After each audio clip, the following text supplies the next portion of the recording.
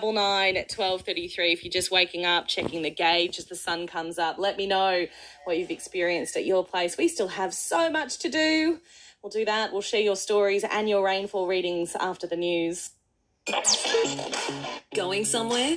Don't let signal strength stop you from enjoying your daily dose of Dan and Jenny. Get your local show wherever you go. With the ABC Listener.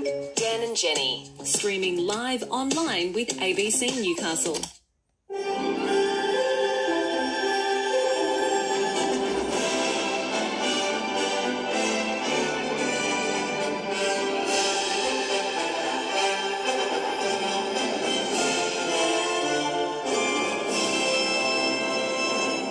Hundreds still trapped under a bombed theatre in Ukraine, approval for a 500-megawatt battery in the Hunter Valley, and marine experts alarmed over a coral bleaching event on the Great Barrier Reef. Good morning, Blake Doyle with ABC News.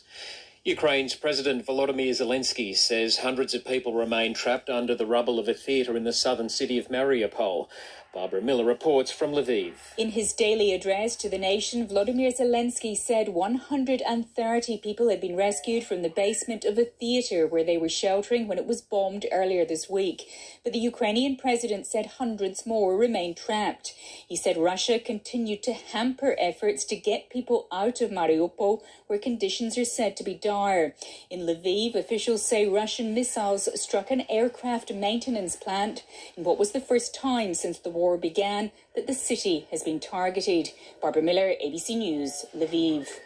Russian President Vladimir Putin has praised his country's unity during a public rally in Moscow. Europe correspondent Steve Kinane reports. Vladimir Putin has rarely been seen in public in recent months, but he chose to speak at a concert to mark the 8th anniversary of Russia's annexation of Crimea. He told the crowd that Russia will accomplish all its plans in what he calls its special military operation. The Russian leader's speech was cut off mid-sentence on state television. The Kremlin said it was due to a technical glitch on a server. The stadium was packed, but attendees told foreign media they'd been forced to go to the rally by their employers. Steve Kinane, ABC News. A 500-megawatt battery has received planning approval for the Liddell Power Station in the New South Wales Hunter Valley. The project's expected to create up to 100 construction jobs and attract $763 million worth of capital investment. AGL says the battery will be built in stages, with the first component expected to be operational by next year. Mining giant Glencore says its plans to relocate a historic homestead to make way for the expansion of a Hunter Valley coal mine set a new benchmark for heritage conservation. An independent planning commission has begun hearings into the Glendale mine extension, which includes two options to move the Ravensworth homestead, which dates back to the early 1800s. It's been opposed by local First Nations people who say vital evidence of a colonial-era massacres of Indigenous people will be lost. Project manager Shane Scott says top heritage consultants have assessed the relocation plan for the Sandstone homestead. We considered 11 relocation options that included a public call for ideas and submissions. We engaged specialist moving engineers and heritage contractors. This work resulted in two alternate relocation options, which have been put forward in the environmental impact statement and which we believe represent first-class mitigation. Recovery efforts are continuing in flood-affected areas across New South Wales, including in the state's north, where Fijian Defence Force engineers are working alongside Australian troops. The state government says some flood-affected residents are this weekend moving into 40 motorhomes parked in a Lismore caravan park, with more in Casino and Ballina. Around 40 people remain in an evacuation centre at Southern Cross University in Lismore. Lieutenant Colonel John Eccleston says the Fijian soldiers are working side by side with the Australians in the Mullumbimby area to give emergency road access using whatever materials they can find. It's a bit difficult to get local heavy materials in there at the moment. So they're winning local material like timber that was knocked down through the weather and using that to shore up some roads. They're further, using a bit of timber to shore up, little bits of creek crossing. Schools across New South Wales will have the option of providing Australian Sign Language classes to students from 2023. Ruby Cornish reports. Some schools in New South Wales already teach Auslan using courses they've designed themselves, but from next year all will have access to a formal syllabus for students from kindergarten through to Year 10. State Education Minister Sarah Mitchell says it will make for a more inclusive education system. Particularly for our students who are deaf or hard of hearing, to give them that mechanism to really understand Auslan, to learn it at school is incredibly exciting. The change is part of a broader curriculum review currently being undertaken by the state government.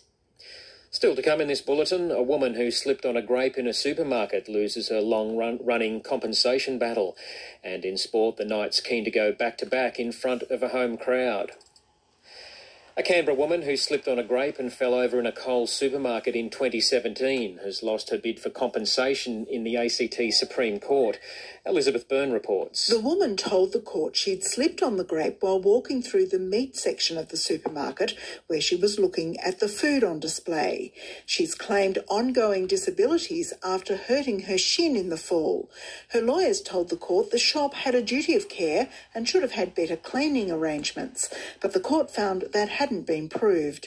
The court also found none of the doctors who gave evidence had related her ongoing health problems to the injury.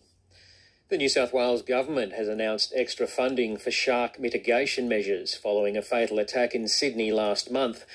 Agriculture Minister Dugald Saunders says the attack at Little Bay in Sydney's east was another reminder of the threat posed by sharks. Mr Saunders says $85 million will be spent in ongoing funding over the next 4 years.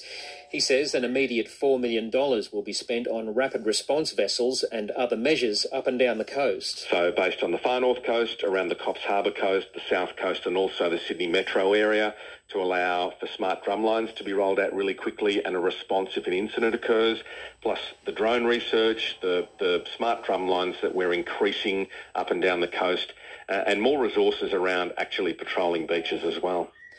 The Friends of the Newcastle Ocean Bars Group says it's bitterly disappointed that its bid for an interim heritage order to preserve the sandy floor of the pool has been rejected. The City Council plans to install a new reinforced concrete floor at the pool as part of a $14.5 million Stage 1 refurbishment of the historic landmark. Some pool users had expressed their preference for the softer sandy bottom and marine ecosystem they say it supports. The group says it will continue to explore all avenues to retain the sandy floor. There's been an outpouring of support for a young autistic boy who was allegedly bashed in Newcastle last month. 12-year-old Damien Powell was on his way home from Nobby's Beach when he was allegedly chased, then attacked and filmed by a group of teenagers outside a harbourside apartment block. Since the ABC first aired the story, Damien and his mother have been inundated with offers, including from the Knights and Nobby Surf Club. Nicole Powell says Damien has been buoyed by the support. Oh, my God. I am just blown away. It's amazing how many people really want to just let him know that he's loved and want to be there for him. Damien just, done a big turnaround as of yesterday, knowing that all these people want to be there for him. Marine experts are concerned another coral bleaching event reported on the Great Barrier Reef is occurring in defiance of prevailing ocean conditions and is another impact from global warming. A mission sent by the World Heritage Committee to assess federal and Queensland government efforts to protect the reef will arrive next week. Dr Lisa Schindler from the Australian Maritime Conservation Society says bleaching events like this should be unusual during La Nina weather cycle, which generally brings cooler waters. And this is where we expect to get some reprieve. And this is just showing that, we're getting more and more frequent marine heat waves and that the reef is just under constant pressure from global heating now. In rugby league, the Newcastle Knights will face the West Tigers at Hunter Stadium tomorrow, looking for back-to-back wins. It's the first time they'll play in front of a home crowd since July last year. Winger Dom Young says the pre-season strengthened the whole team, leading to their win over the Roosters. He says working alongside an experienced Dane Gagai has been a big help. I think defensively was my big focus coming into the pre-season this year, and it was good to get that performance defensively in round one. So I think Gag's obviously playing outside him, definitely helping me. He's really experienced and he's always talking to me. So I'm just going to try and build on that each week. Australian Formula One driver Daniel Ricciardo says he's in good shape ahead of this weekend's opening Grand Prix in Bahrain, despite missing a week of testing because of COVID. The Australian, who finished in 8th place in the Drivers' Championship in his first season with McLaren, had a good testing session in Barcelona before being struck down with the virus.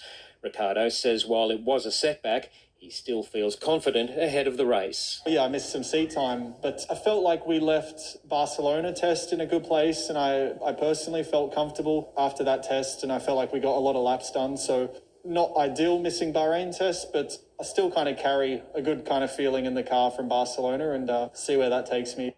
To the Hunters weather, cloudy with a very high chance of showers becoming less likely this afternoon. ABC News.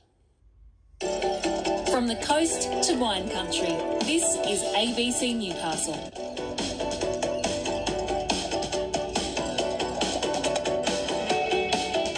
Kaya Hanley with you this morning. Filling in for Craig Hamilton. Is it raining at your place?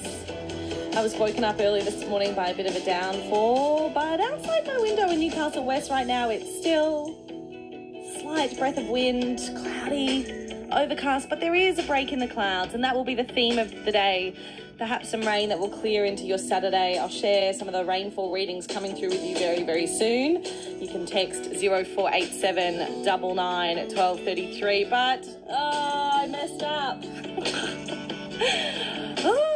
I don't know what day it is, I don't know what I'm doing, I don't know what time it is, and so I forgot Dave.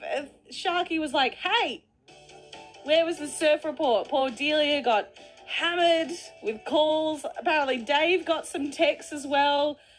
Ooh, absolute amateur hour. Let's fix it. On the hill so far this morning. Jules in Waratah, 8 millimetres overnight. Rainfall at Bonnells Bay at 7 a.m, 7 millimetres, 72% humidity, 5 millimetres and still raining. Also another report from Bonnells Bay. So if you've been able to get out, check the rain gauge. You want to tell me what's going on at your place, let me know. 0487 99 1233. We do expect the rain to continue a little bit. It'll clear up as the day goes on. We might see a storm, as Dave was saying, closer to the coast. But that's what you need to know at the moment. If you have a rainfall reading for me, let me know. You can call 1300 33 1233. You can text 0487 99 1233. They are also the numbers to share with me your memories, your stories, your connections to the Harbour Bridge. Today is its 90th birthday. We are going to, you and I, go live to its birthday party. A bit of a shorter Saturday breakfast show for you this morning as we do take you live to the Harbour Bridge from 10 o'clock for the special birthday broadcast. Yesterday on mornings, we started sharing stories together about your connections with the bridge. My secret, let's not tell him. All right, let's talk about something else. Change, distraction, the best form of just forgetting it. All right, yesterday, you may have heard with Dan and Jenny yesterday, was World Sleep Day. One of the things that can decide how well you sleep can be light, the blue light of your phone as you late night scroll, how much light you need or don't need coming in. The question is, should you be paying more notice to the light in your life and the impact that can have on your health? Professor Timothy Brown has been looking at this. It's from the University of Manchester in the United Kingdom. Good morning, evening, afternoon. Hello. Hi. Evening here, yeah. How do we kind of take light for granted, Timothy? Well, I think one of the big things is that people really don't realise... Any daylight hours, as much sunshine as you feel like you need. So interesting. You can see more of his work online if you're interested. 7:30 news coming away next here on Saturday Breakfast across ABC Newcastle and the Upper Hunter. Then we'll take a look a little bit more at the history of the Harbour Bridge. We'll talk a bit about mental health as well before sending you off to AM. So I hope you can stay with me right across the morning. Sure, bad traffic means a longer commute, but where there's a car, there's a radio. So keep listening to find out what's holding you up. For the latest road, traffic and public transport info around the Hunter, keep listening to ABC Newcastle.